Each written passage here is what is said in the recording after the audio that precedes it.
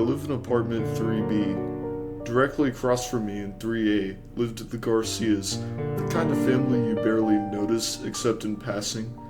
But the parents worked late hours, leaving their son Carlos home most nights.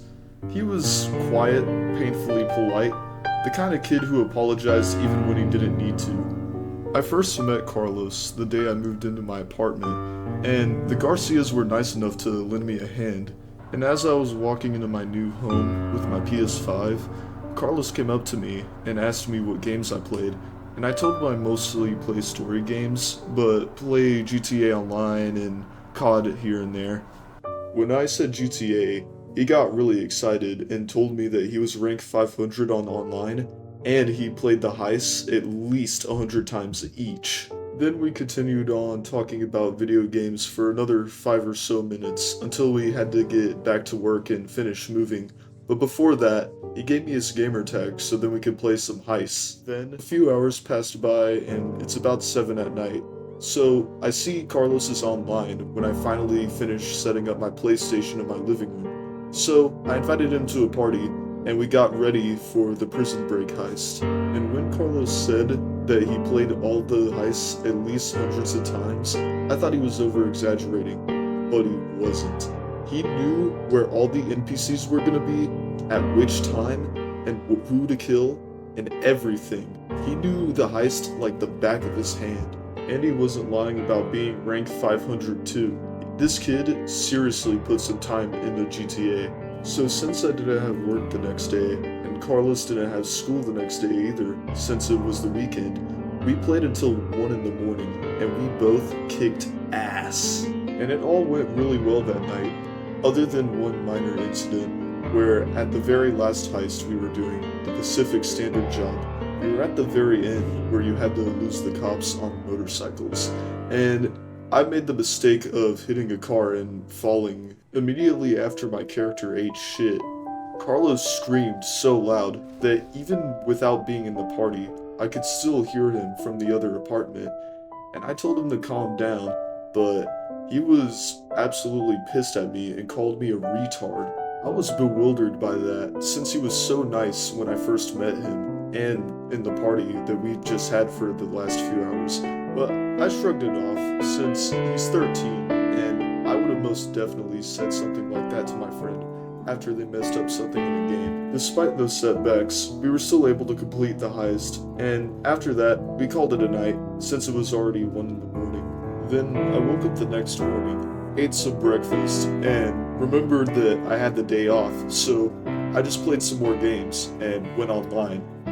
Then I saw Carlos was still online, so I invited him to another party. He joins the party, and I asked him to get on GTA, but then he tells me that he never got off, and he was playing the entirety of when I was sleeping. And keep in mind, it was already 10 in the morning, so that means he was playing it for a good 15 hours. But to be fair to him, I did my fair share of all-nighters back when I was his age during the prime Call of Duty days.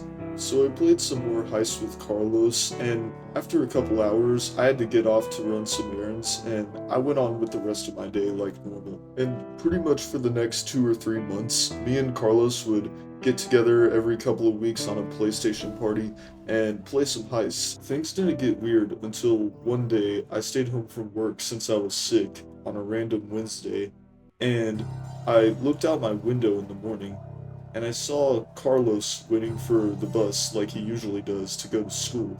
And since I had nothing better to do, I did some people watching, and I saw Carlos hide in a bush when Mr. and Mrs. Garcia walked to their cars and left home from work. And as soon as the coast was clear, Carlos got out of the bushes and went back inside. And out of pure curiosity, I went on PlayStation to see if he was online, and I saw that he was playing GTA. This kid literally skipped school just to play this game. I mean, I've been addicted to video games before, but never to the point where I skipped school just to play them. Anyway, a couple weeks passed, and I was very exhausted since I had to work later that day, and I didn't get home until 11 at night. And before I could even enter the apartment complex, I was hearing faint screaming, and it sounded like two people arguing. So I drive to the building I live in, and I realize where the screaming was coming from.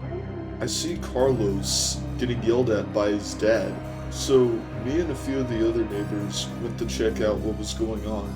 And we hear Mr. Garcia say that he got an email from Carlos's teacher that said that Carlos hasn't been in class for 3 weeks. That really blew my mind because since I saw him skip that one day, I never really thought more about it and how he probably was doing that more often than I thought he was.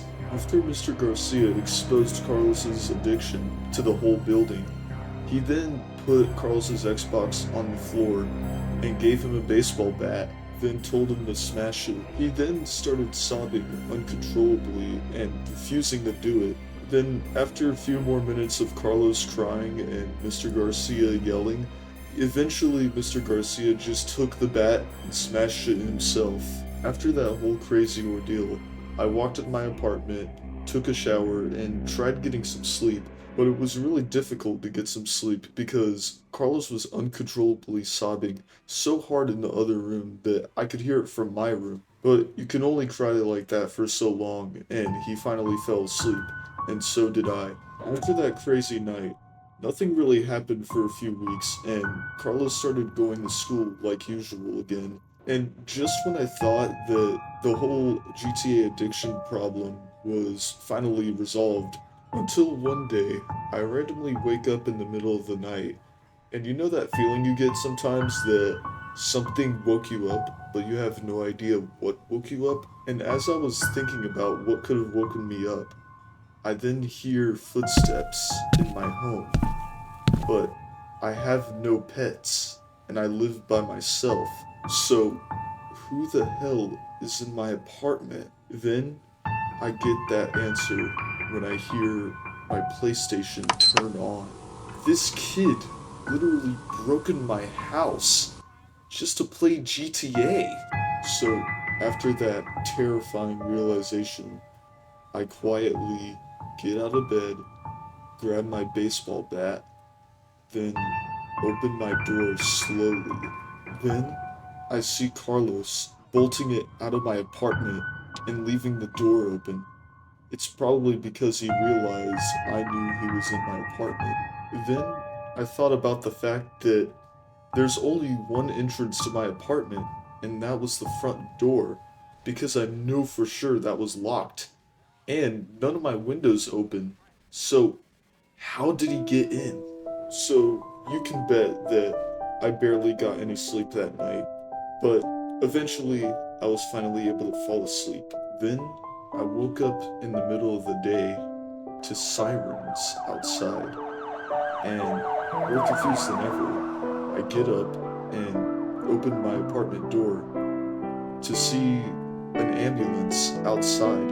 So, out of pure curiosity, I walk up to one of the paramedics and ask him what was going on. Then he said to me that a couple both got their throats slit open while they were sleeping. That's when my stomach dropped, because I realized that that couple was most likely Mr. and Mrs. Garcia. So like a crazy person, I run to their apartment, even though I was trespassing on a crime scene and I wasn't allowed to, but I did it anyway, and I saw their bodies laying down, and the paramedic wasn't lying, and I couldn't help myself from puking right then and there. And after that surreal experience, I was escorted out of the crime scene and back into my apartment, but I didn't even want to stay there. So I stayed at a friend's house until I moved my things into a new place, and that was the last time I've ever been in that apartment complex and will ever want to be anywhere near it.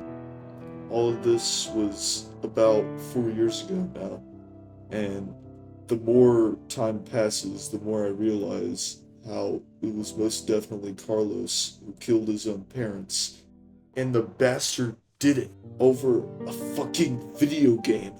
But the thing that really keeps me up at night is the fact that he's still out there and they've never caught him.